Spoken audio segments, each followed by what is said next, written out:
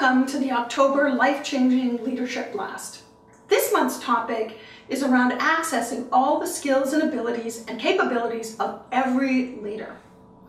What I like to do sometimes is look back in history to help inform what's going on today and what might be happening in the future. So one of the things I want to do is go back to at the turn of the Industrial Revolution. One of the things that often happened with corporations is that they insisted that employees come to work. It was much more of a rigid environment where what we wanted to do was access people's left brain. We said, bring your analytical, critical thinking. We might have also said, we want your body. If it was in a labor-driven industry, if it was in mining or in forestry, then we were expecting a person to bring their left brain and their body to work. But we really discouraged employees from bringing their emotional being, their emotional side, their feelings, and potentially what might be going on in their personal lives. So we really believed that there was a divide. Leave your personal life at home, leave those emotions at home, and just bring your analytical left brain to work.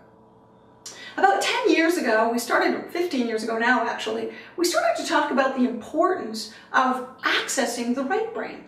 And what happened was a couple of really good books were written by Daniel Pink, you might remember them, and it was all about how do we engage the creativity and innovation that every single human being has within them, that resides in their left brain. And so there was a lot of conversation around balancing the critical thinking, the left brain, and our right creative and innovative brain. And part of that was because of the massive changes that we see going on, where many of us are struggling keeping up with how fast the world is changing.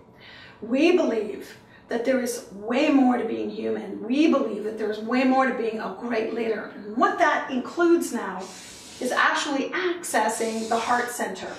Accessing emotions, recognizing that we are emotional beings and how to access that as a way of guiding us in making great decisions. So we know that there's lots of new research around the heart muscle, and that it does way more than just pump blood in our body. However, I'm going to leave that for my colleague Mike to share with you in another month.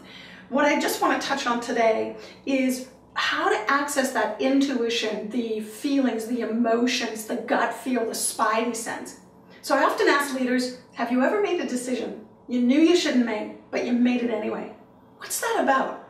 And how did you know that you shouldn't have made it? It's because our spidey sense was telling us we had a gut feel. We maybe had an ache in our belly. And so what I would encourage us to do, if we really want to have alignment, personal leadership alignment, it's about accessing everything that makes us human being. Why would we want to not access the emotional side of us? It can actually inform great decisions. So for us, it's about alignment. It's about understanding that we are complex beings that have a lot of skills and abilities that we sometimes don't access because we've been told and trained not to. But in today's world, accessing the emotional being, listening to it is really important. We often tell leaders, if it doesn't feel good, it probably isn't. So this month, we encourage you to tap into your heart center, listen to your intuition, that gut feel, that spidey sense, and let it help inform using the left brain and the right brain in combination so that we stay in alignment. Have a great month and good luck with tapping into the emotional person.